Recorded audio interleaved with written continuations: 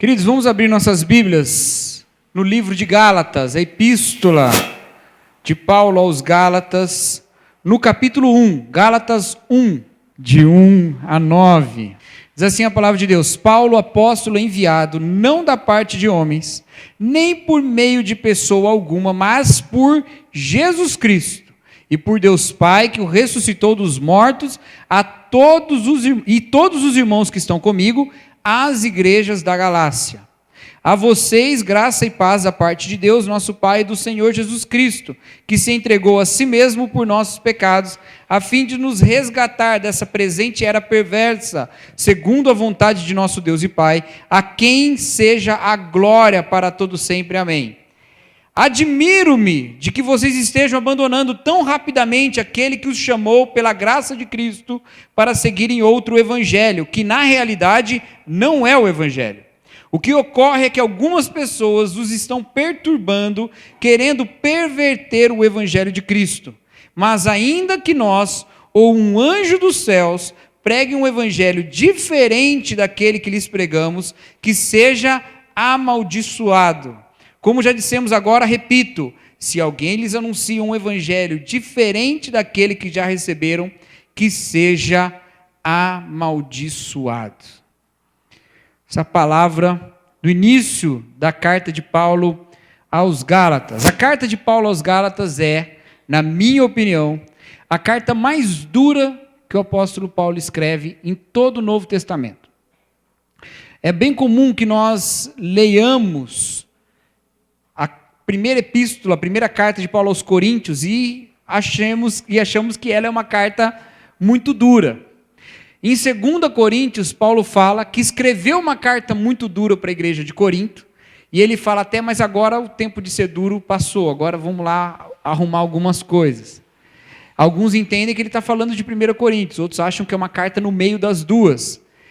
Mas as duas cartas de Paulo a Corinto, que tem algumas coisas muito duras, não tem expressões de raiva, se a gente pode dizer assim, autoral, a raiva do autor, como tem a carta de Paulo aos Gálatas. Para começar, todas as cartas de Paulo começam de um jeito parecido. Tem lá o remetente, ele fala Paulo, e aí ele diz alguma coisa, geralmente servo, apóstolo de Cristo, alguma coisa assim. E aí tem o destinatário, a quem ele escreve, aos crentes em Roma, por exemplo, a carta aos Romanos, aos santos e fiéis em Éfeso, lá, a carta aos Efésios, tem várias maneiras que ele se escreve a alguém. E aí ele fala, a graça e a paz seja convosco, como ele fala aqui. Mas depois disso, ele fala de uma oração, ou faz um elogio àquela igreja.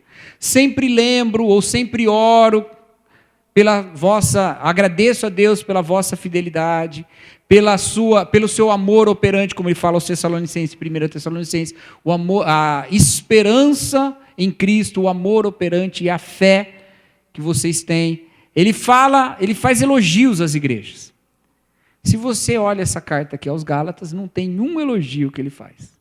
Quando ele acaba a parte aqui de falar da graça e da paz da parte de Deus, ele termina no versículo 5, a quem seja a glória para todos sempre, amém. Ele já começa dizendo, admiro-me de que vocês estejam abandonando tão rapidamente aquele que os chamou pela graça de Cristo para seguirem outro evangelho.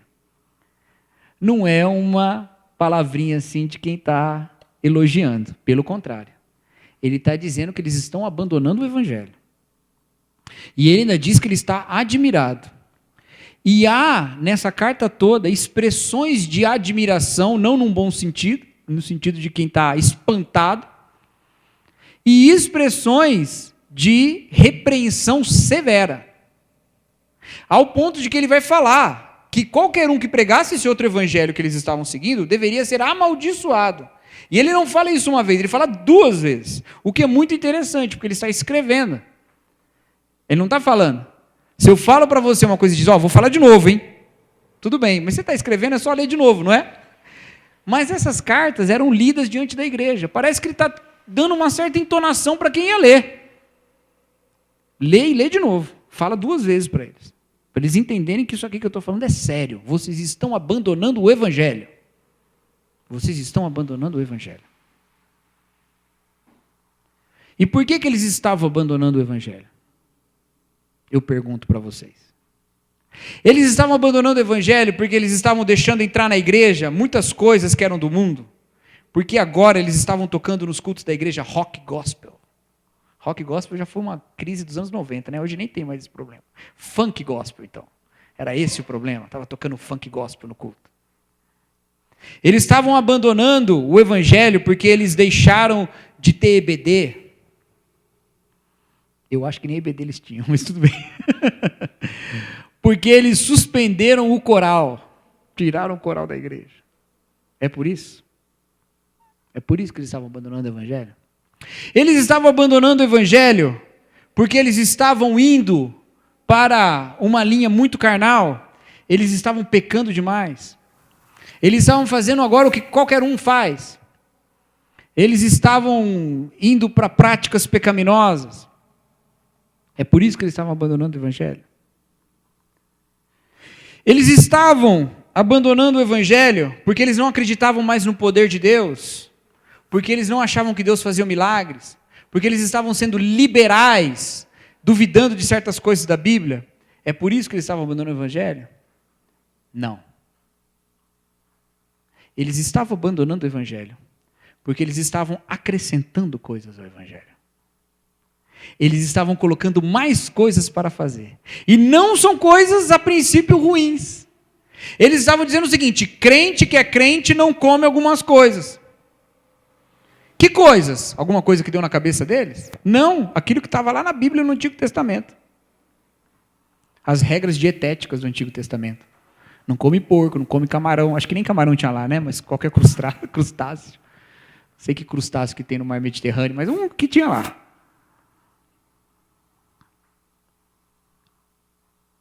Eles colocavam algumas coisas. Olha, crente que é crente, circuncida seu filho. Porque está escrito na palavra de Deus, lá no Antigo Testamento, que tem que fazer a circuncisão. Crente que é crente, circuncida seu filho. Você acha que só de crer você vai ser salvo? Não, tem que crer e circuncidar. E ser circuncidado. Tem que crer e seguir algumas regras. É assim que eles estavam pervertendo o Evangelho. Não era nem falta de zelo. Era acrescentar um zelo que não era um zelo pelo Evangelho. Era um zelo por uma outra obra. Está entendendo? Possivelmente, alguns desses irmãos entre nós não seriam considerados alguém que deve ser chamado de amaldiçoado. Possivelmente, irmãos entre nós que acrescentem à fé alguma obra, não serão chamados por nós de amaldiçoado. Pelo contrário, nós vamos falar sobre esse irmão. Ele é uma bênção. Ele é uma bênção. Esse irmão é uma bênção. O irmão que chegar aqui na igreja e falar assim: olha, eu perdi uma oportunidade de emprego maravilhosa porque tinha que trabalhar no domingo, e domingo era o dia do Senhor, eu disse: não trabalho. E digo mais uma coisa: quem trabalha vai para o inferno. Vocês vão falar: nossa, eu precisava ouvir isso, que tapa na minha cara. Mas ele está acrescentando ao Evangelho uma obra. Qual obra? A de guardar o domingo. Paulo chamaria esse irmão de maldito. Pesado, né? Mas é o que ele está falando aqui. É o que ele está falando. E é muito interessante porque ele está falando, e o tom da carta de Paulo aos Gálatas é um tom de libertação, de liberdade. A mensagem do Evangelho é uma mensagem libertadora. Mais à frente a gente vai ver que ele fala que foi para a liberdade que Cristo nos libertou. É um tom de liberdade, de romper grilhões que nos prendem. Que nos prendem no quê? Está escrito aí. Olha aí o versículo 4, o 3 e o 4. A vocês graça e paz da parte de Deus nosso Pai e do nosso Senhor Jesus Cristo. E aí ele vai dizer qual foi a obra de Jesus. Que se entregou a si mesmo por nossos pecados, a fim de nos resgatar dessa presente era perversa, segundo a vontade de nosso Deus e Pai. Resgatar dessa era perversa. A ideia desse resgatar é libertar mesmo. Essa mesma palavra usada aqui é usada por Lucas em Atos, quando ele vai falar sobre o Antigo Testamento e o povo está sendo libertado do Egito. Existe, inclusive, um certo sentido nessa palavra, que era o sentido original e mais menos figurado, mais literal, que é o de arrancar, de tirar, de destacar, como destacar alguma coisa presa numa árvore, ou presa na sua pele, no seu corpo, tirar uma ferpa, alguma coisa assim, entendeu? Era tirar, arrancar, desprender. E por parentesco de significado, se torna libertar, livrar. Do que é que o Senhor Jesus Cristo está nos livrando nesse versículo? Desta presente era perversa. O que significa era perversa? Não é desse tempo, é desse mundo, é dos poderes que dominam esse mundo, é aquilo que nós falamos na semana passada, do esquema do mundo. E isso é perverso. Sem o Evangelho, nós estamos presos num esquema do mundo. E não adianta religião para te libertar, porque não te liberta. Porque essas pessoas eram mais religiosas do que a maioria de nós, e ainda assim estavam presas no esquema do mundo, quando não pregavam o evangelho libertador, mas pregavam um outro evangelho pervertido por aqueles mestres que ensinavam lá no meio. Cristo livra do mundo perverso, e nos traz para uma liberdade encontrada nele. E ele não faz isso por meio da religião. Ele faz isso por meio de um evangelho. Que evangelho é esse? É um evangelho que é uma mensagem de outro mundo. Não é desse mundo. Se você continuar um pouquinho, você vai ver que o apóstolo Paulo fala que o que ele ouviu, ou que ele ensinou, não é de origem humana. Lá no versículo 11, a gente vai falar sobre esse texto na semana que vem, mas já dá uma olhadinha aí, ó. Irmãos, quero que saibam que o evangelho por mim anunciado não é de origem humana. Não é desse mundo, é de outro mundo. Por quê? Porque é uma mensagem que vem de Deus. Veio diretamente de Deus para Paulo. Você lembra a conversão de Paulo? Quem foi que pregou para Paulo? Você lembra quem foi? Jesus no caminho de Damasco. Jesus já tinha morrido, ressuscitado, ascendido aos céus. Paulo está andando no caminho de Damasco, Jesus aparece e fala para ele o quê? Saulo, que era o nome dele judaico, né? Saulo não mudou de nome não, viu gente? É que ele tinha um nome judaico e um nome grego, tá? O judaico era Saulo, Shaul, que é o mesmo nome do rei, Saul, e o grego era Paulo, tá? Ele não mudou de nome não. Jesus aparece para ele e fala, Saulo, Saulo, por que me persegues? Naquele momento ele fica cego, depois ele vai para a casa de Ananias, ele é curado da cegueira, ele ouve a palavra de Deus, Barnabé dá o suporte para ele, mas ele ouviu a palavra de Jesus, e ele vai dizer que ele aprendeu de Jesus e de nenhum outro apóstolo, como garantia de que ele ouviu uma mensagem de outro mundo. E não só isso, ele foi enviado por Jesus Cristo mesmo, não por homem nenhum. Volta lá no início, no versículo 1. Paulo, apóstolo, enviado não da parte dos homens, nem por meio de pessoa alguma, mas por Jesus Cristo e por Deus Pai, que o ressuscitou dos mortos. Quem foi que enviou Paulo? Jesus. E é isso que significa a palavra apóstolo. Apóstolo é enviado. E apóstolo, como termo técnico, como cargo, vamos dizer assim, como ministério, só é relacionado com aqueles que foram enviados pessoalmente por Jesus Cristo. Tá bom? Só quem foi enviado pessoalmente por Jesus Cristo. Por isso que em 2000 anos de história, a igreja cristã não identificou outro apóstolo além dos apóstolos. Agora a gente está com essa tendência de chamar pastor de apóstolo. É um erro. É um erro. Também vamos medir as coisas. É um erro de terminologia, né? Não vamos condenar os nossos irmãos por cometer esse erro. Mas é um erro. Em 2000 anos de história, os cristãos não fizeram isso. Os católicos que têm o Papa, não chamaram o Papa de apóstolo, apesar de o chamar de sucessor de Pedro. Apóstolo é quem é enviado pessoalmente por Jesus. Pessoalmente. Se encontrou e aprendeu a mensagem que é de outro mundo, da boca daquele que é de outro mundo. Jesus Cristo. Entende? E Paulo está falando, eu sou apóstolo porque foi assim que eu aprendi. Eu estou trazendo uma mensagem de outro mundo, não desse mundo no qual vocês estão presos. É uma mensagem libertadora justamente porque não vem daqui, vem de outro lugar. Ela liberta vocês. Liberta vocês de viver nesse esquema do mundo perverso e pecaminoso. Liberta vocês para viver uma vida de real liberdade. Real liberdade. E eles estavam pervertendo uma mensagem de liberdade. E com isso eles ficavam com uma mensagem de prisão. Eles ficavam presos. Presos neste ensino que não os livrava da perversidade do homem. Mas vamos lembrar do que é que eles estavam errando mesmo? Qual que era a perversidade? Qual que era o ensino falso? Qual que é o outro evangelho? Qual é o evangelho pervertido?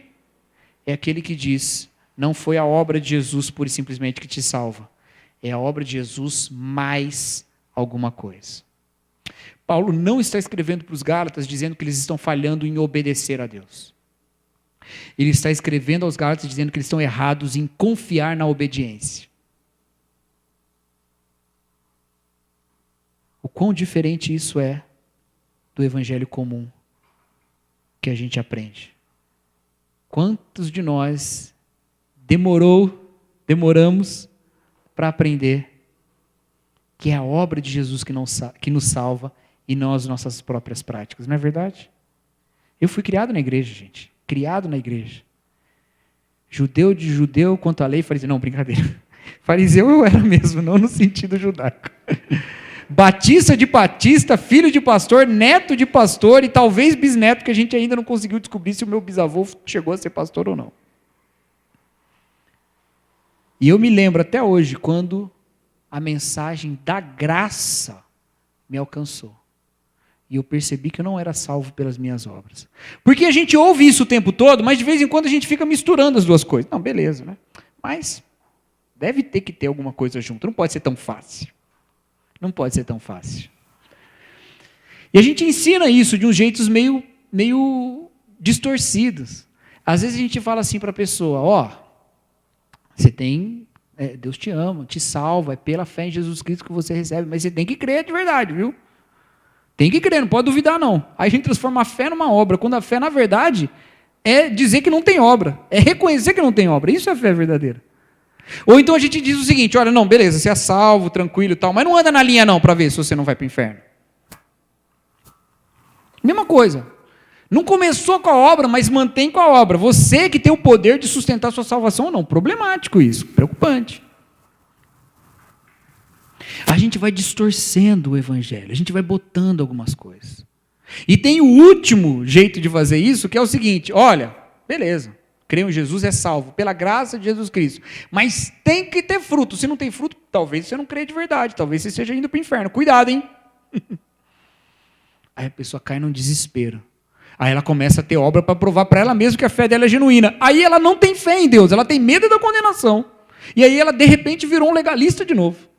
Há muitos jeitos de nós pervertermos o evangelho. E é por isso que a gente precisa o tempo todo voltar para o evangelho. E lembrar, é só Cristo que nos salva. Nós não temos nenhum mérito, nós não temos nenhuma capacidade, nós não temos nenhum meio de se salvar. É só Cristo que nos salva. E nós recebemos essa graça por meio da fé. E a fé não é uma convicção. A fé é uma desistência. É uma desistência de si e de tudo o resto. É dizer, Senhor, eu não tenho nada que possa me salvar. O Senhor que está segurando a minha mão. Isso é fé. Isso é fé. Quando a nossa fé é fraca, não é que a gente só tem dúvida sobre Deus e a sua capacidade de nos salvar. É que a gente está acrescentando alguma coisa nisso. Deixa eu te ajudar, Deus, um pouquinho. Deixa eu te ajudar para garantir, né? Vai que. Vai que. É só Deus que nos salva pelo sacrifício de Jesus Cristo, a graça que nos alcançou e que nós recebemos pela fé. E a fé é dizer, não tem mais nada que me salva. Eu não confio em mais nada. É Deus que me salvou, é Deus que me alcançou. Eu não subi até Ele, eu não bati na porta certa, eu não ofereci o sacrifício para o Deus certo, eu não encontrei o altar certo, a estátua certa, nada disso. Eu não entrei na igreja certa. O Senhor foi lá no lamaçal, me pegou pela mão e me puxou e falou, você agora é meu filho. Isso é a graça de Deus. Isso é a graça de Deus. Não é fácil. Não é fácil ficar nisso. Porque a gente gosta de ter controle sobre as coisas. Às vezes a gente nem gosta. Às vezes a gente queria ter essa fé profunda que faz com que a gente não esteja tão responsável pela nossa salvação. Mas a carnalidade é essa fraqueza em nós. Essa fraqueza que nos puxa e nos prende nas coisas desse mundo. E por isso acrescentar religião à fé é estar preso e não estar livre. E nós fazemos isso de diversas maneiras. Eu quero destacar com vocês hoje 3 maneiras com as quais nós pervertemos o evangelho dentro da religião. Tem 3 formas nesse texto aqui com as quais nós pervertemos o evangelho dentro da religião. Uma delas é o legalismo. O legalismo é o grande alvo da crítica de Paulo em todo o livro dos Gálatas. O que é o legalismo? Legalismo é você confiar que o favor de Deus é recebido por você cumprir alguma lei. Esse é o legalismo, tá? Então, eu vou alcançar a salvação se eu cumprir alguma lei. Eu vou alcançar a graça de Deus se eu cumprir alguma lei. Eu sou filho de Deus porque eu fiz, e aí você completa. Isso é legalismo. Qualquer coisa que você achar que ao cumprir, aquilo te coloca no hall dos salvos. Isso é legalismo. E eles estavam vivendo legalismo. Nós temos que cumprir a lei para garantirmos a salvação. Mesmo que eles acreditassem que na origem tinha uma graça de Deus agindo. Mas eles acrescentaram essa graça a uma obra. Isso é legalismo. Eles falavam da circuncisão. Tem que cumprir a circuncisão. Eles falavam de dias que tinham que guardar. Tem que guardar os dias. Eles falavam de comidas que não podiam comer. Não pode comer essas comidas. Isso tudo são obras que se acrescenta à lei, ou que se acrescenta à fé, e que são marcas do legalismo. A gente não faz isso? A gente não pensa que Deus está triste com a gente se a gente não dá o dízimo? Quando a palavra de Deus diz que Deus ama quem dá com alegria, primeiro que nem era dízimo lá, era outra história, para começar. Mas junto disso, tem a questão de que ele está falando da alegria da gratidão, não a alegria da obrigação. Obrigação não é alegria. Quem gosta de cumprir a obrigação? É a alegria da gratidão. Quantos acham que Deus está triste com a gente porque a gente não vai na igreja? Parece até que Deus está esperando uma visita sua. Parece até que todo domingo Deus faz um bolo de graça. E está te esperando vir aqui comer o bolo de graça dele. E aí você não vem e ele fala, puxa, tem que deixar essa semana esse bolo na geladeira, ver se ele vem na semana que vem. As obras que nós praticamos na fé é porque cremos que a graça nos alcançou lá atrás. É ela que nos move as obras. É ela que nos faz querer estar aqui com os irmãos para ouvir a palavra de Deus. É ela que nos faz nos deliciar nos ensinos do Senhor. Ela é que nos faz querer contribuir para a obra do Senhor. Para quem não ouve, que não conhece essa salvação, conheça. O legalismo é colocar lá na frente o nosso objetivo. A graça diz que o presente de Deus já veio. Por isso, cuidado com aquelas expressões do o melhor de Deus ainda está por vir. O melhor de Deus já veio, é Jesus, já veio. Ainda há coisas para se concretizar na nossa vida, delícias impensáveis que nós desfrutaremos, com certeza. Mas isso por causa de Jesus. Quando estivermos no céu, nós não vamos ficar pensando, olha, o que será que Jesus vai aprontar agora de alegria? Nós vamos louvar e exaltar o nome do Senhor pela maravilhosa cruz que ficou lá no nosso passado. E aquilo vai nos encher com a plenitude do seu sentido. E a gente vai entender aquilo de uma maneira tão grande. E vamos estar inundados do amor de Deus por esse evento histórico e todo o resto da história da salvação, que a gente não vai chegar e falar, Senhor, o melhor do Senhor ainda está por vir. A gente vai falar, o melhor do Senhor foi Jesus Cristo oferecido em sacrifício por nós. Isso é o que é o Evangelho. E ele nos livra do legalismo. Nós fazemos o que fazemos porque amamos o Deus que nos amou primeiro. Ele nos amou primeiro. Nós não podemos perverter o evangelho pelo legalismo.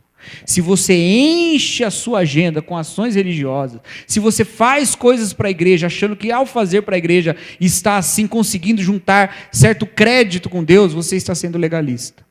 O ativismo na igreja é a nossa versão moderna, descompromissada do legalismo. É um pouco menos religiosa, um pouco mais secularista, a gente traduz um pouquinho alguns termos do empresariado e traz para dentro da igreja e a gente, bom, está aqui, é isso aqui.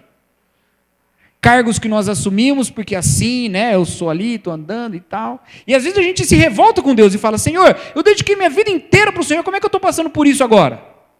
É a hora que a máscara do legalista cai. Quando ele percebe que ele não se contentava na cruz de Jesus, ele se contentava nos créditos que ele tinha com Deus quando cumpria alguma coisa na igreja. O ativismo é a nossa versão do legalismo. Tome cuidado. Está cheio de pastor nesse país e nesse mundo que perdeu a sua família porque era pastor legalista. Porque acreditou que o ministério da igreja era uma maneira de garantir as bênçãos de Deus para o seu lar. E esqueceu que ele era a bênção de Deus para o lar dele. E o lar dele perdeu ele que era a bênção. Para ganhar um exemplo de alguém que se sacrificou por uma religião. Preocupante. Nós temos a tendência de sermos legalistas o tempo todo. Nós temos. E o legalismo, queridos, ele é parte dessa mensagem considerada maldita, pelo que o apóstolo Paulo falou aqui aos Gálatas. A parte central na carta aos Gálatas. Mas está em outras cartas também. Escrevendo aos Colossenses, que tinha um outro problema, inclusive, a heresia dos Colossenses era mais distante ainda do que estava acontecendo aqui com os Gálatas. Ele diz assim, se vocês já morreram para esse mundo, por que é que vocês ainda se submetem a certos ensinos como não toque, não prove, não manuseie? Por que vocês ainda guardam luas e dias? Por que vocês ainda estão vinculados com essas práticas de religiosidade? E sabe qual que é a pior questão do legalismo? Além de toda a questão da culpa, da escravidão, da prisão, é que o legalismo é infrutífero. É infrutífero. Ele tem aparência de fruto, mas ele é semelhante ao povo de Israel, que foi comparado por Jesus Cristo com uma árvore cheia de folha e nem fruto. O legalismo é folha. O legalismo é folha. Você faz um monte de obra, você faz jejum achando que está fazendo sacrifício para Deus. Você só canta louvores o tempo todo na sua casa, achando que assim Deus está se agradando de você. E você adora aquele forró pé de serra, mas você não ouve, porque...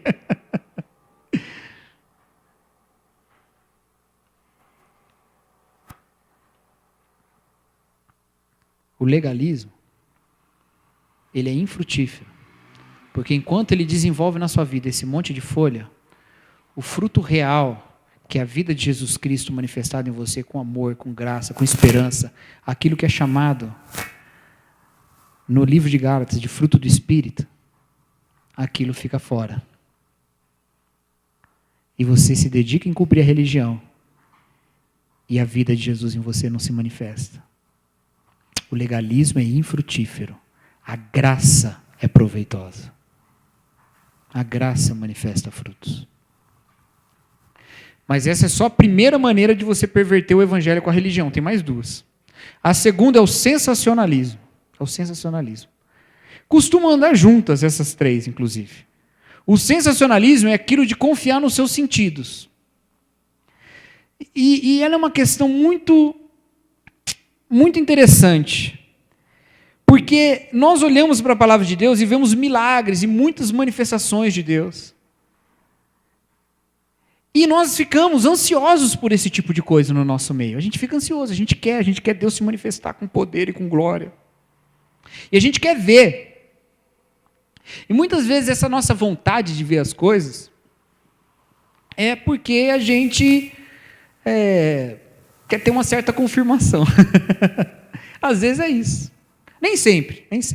Mas a gente quer esse sensacionalismo. E quando não tem algo que nos arrepia, e quando não tem um milagre acontecendo, a gente fica, peraí, olha, ali não tem Deus, ali não está, Deus não está agindo. Ali Deus não está agindo. Vou pegar mais uma coisa da minha infância. Naquela época, antes da internet, a gente tinha... volta e meia o contato de alguma maneira com alguma história miraculosa de algum lugar do mundo. E muitas vezes a gente acreditava piamente naquelas histórias porque era esse nosso anseio de ter milagres comprovados. Eu não estou dizendo que milagres não existem, pelo contrário.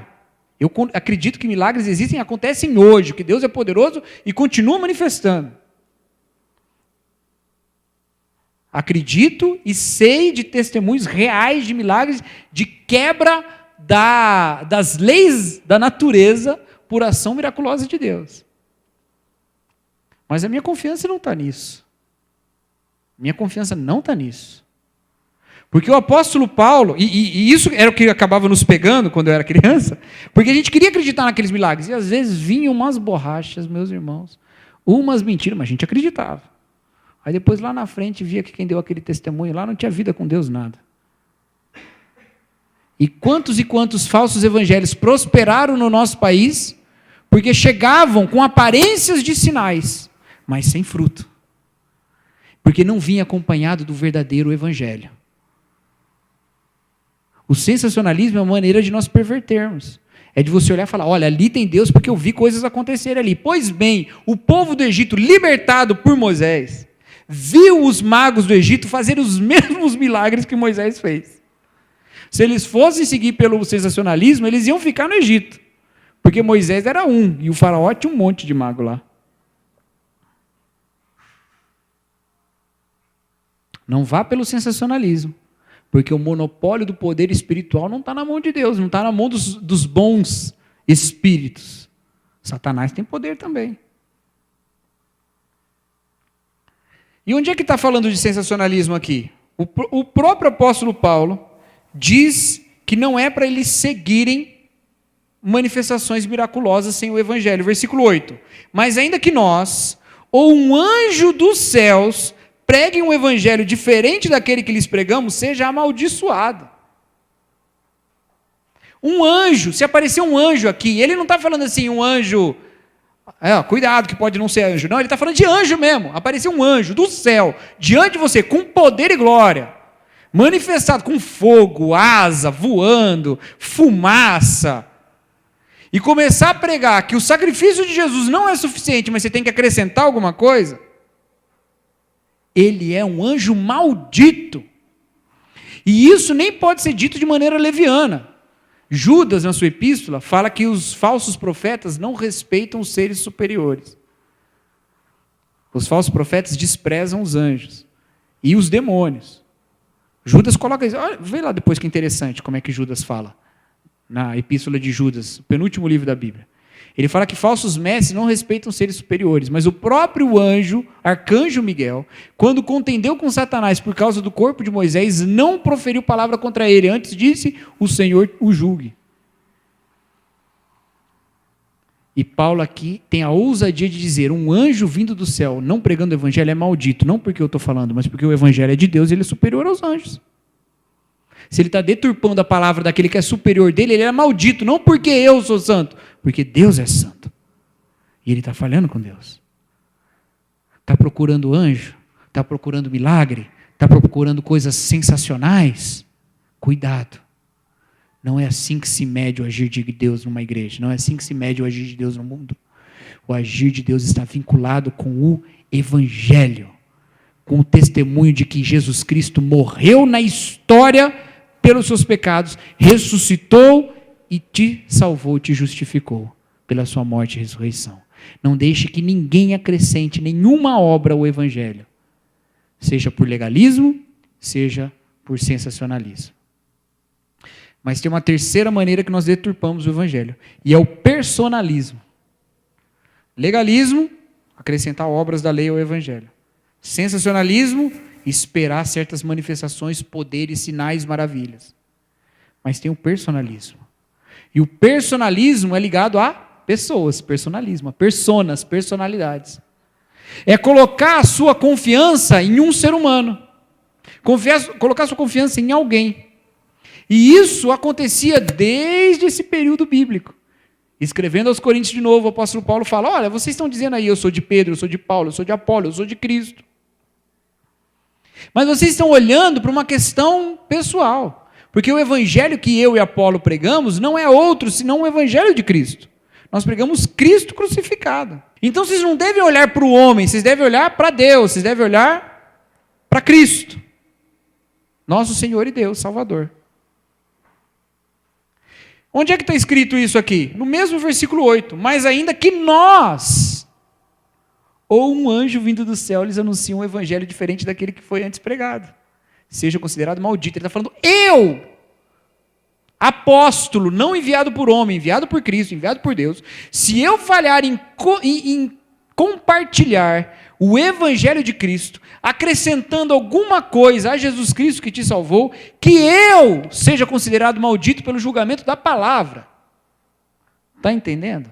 É por isso que nós não seguimos tradições de homem pela autoridade dos homens. Nós não deixamos que magistérios da igreja, que mestres humanos, acrescentem ao evangelho nada. Nós não acreditamos numa tradição que que concorre com a Bíblia. Nós acreditamos na tradição bíblica. Por isso que nós temos a Bíblia na mão. Você tem a Bíblia na mão, dentre outras coisas, para julgar os profetas que falam para você. Os mestres, os pastores. Você tem a Bíblia na mão para me julgar. Por isso que você não pode se dar ao luxo de não estudar a palavra de Deus. Por quê? Porque a Bíblia está cheia de advertências sobre falsos mestres e falsos profetas. E você acha que bonitão do século 21 está livre dessas advertências. O pessoal lá andava com os próprios apóstolos e eles falavam, cuidado. Jesus Cristo andando com os discípulos dizia, cuidado com o fermento dos fariseus. O tempo todo falando sobre cuidar com falso ensino. E você, bonitão no século 21, só quer saber de Deus quando ouve vindo desse púlpito. E aí? Eu já fiz esse desafio com a igreja várias vezes, eu faço de novo. Que o dia que eu não puder fazer mais, tem caroço nesse angu. Eu estou mal intencionado. Estudem a palavra de Deus e coloquem as palavras que saem desse púlpito à prova. Coloque as palavras que saem da sua televisão à prova. Do pregador que você ouve no YouTube à prova. Nunca fiz nem nunca farei uma lista de gente que você não deve ouvir e colocar aqui no telão. Nunca farei isso. Porque você precisa saber distinguir o falso do verdadeiro a partir da palavra de Deus. E eu não vou perder tempo botando limite para fazer um curral do rebanho de Cristo, para que vocês ouçam só a mim. Ouçam a Jesus Cristo testemunhado nas Escrituras e julguem a todos, inclusive eu. É o que Paulo está falando para os Gálatas. Julguem esses caras e julguem a mim. E vê se o evangelho que foi pregado antes é a mesma coisa que eles estão pregando agora. Contra o personalismo. Não existe esse negócio de pastor ungido do Senhor. Ungidos do Senhor somos todos nós com o Espírito Santo. Não tem esse negócio. Não tem esse negócio de pastor com palavra inquestionável. Palavra inquestionável eram os apóstolos, porque eles foram enviados pelo próprio Cristo. Eu tive um testemunho de vocação. Eu posso contar para os irmãos como é que foi o momento que eu percebi que o Senhor me chamava para o ministério pastoral. Mas já adianto para os irmãos uma coisa. Jesus não apareceu para mim. Eu fiz 4 anos de seminário e Jesus não foi nenhum dia na sala de aula lá falar, e aí, posso te ensinar alguma coisa? Onde é que Jesus falou comigo? Na Escritura. Eu não sou apóstolo, eu sou pastor. Não andei com Jesus em Jerusalém, apesar dessa barba me envelhecer um pouco, não tanto assim. Apóstolo traz a palavra de Deus que vira a Bíblia.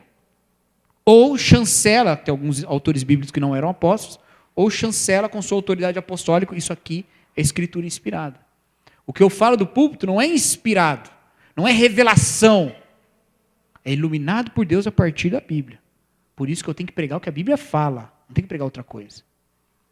O personalismo mata o Evangelho. Mata o Evangelho. Porque de repente você não está mais livre, você está preso a uma pessoa. E esse cara, ele vai te guiar para onde ele quiser, porque ele é pecador igual você. E se você dá a ele o poder que todo mundo quer ter, ele vai montar em cima de você. Para de tomar pastores como sendo o anjo descido do céu, porque nem anjo está imune do julgamento do Evangelho. Ouve como sendo um servo de Cristo, como você também é, trazendo uma palavra de Deus para uma boca que não é sua. E traga a palavra de Deus da sua boca para outros, inclusive para o seu pastor. Eu estava tendo uma conversa com um pastor essa semana, nós estávamos falando sobre relação pastor e ovelha. E uma das coisas que nós falamos ali conversando é que existe uma certa discrepância numa relação pastor-ovelha. Qualquer ensino que você tiver, teológico, ministerial, te apontando para ser um dia um ministro do Evangelho, um pastor, um missionário,